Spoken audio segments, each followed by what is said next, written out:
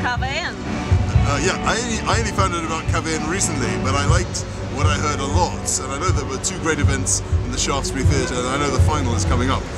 What I like about it is it involves very intelligent people having fun and being very, very creative, kind of halfway between a quiz and a charade show, but there's absolutely nothing in the English language or in England that's like it. Джулиан, ты видел выступление КВНщиков? Как ты понял вообще?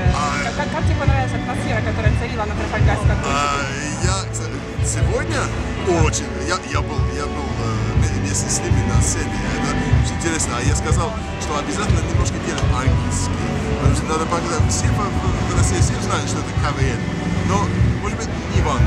Мы хотим показать, что Россия и все много вещей английский публике.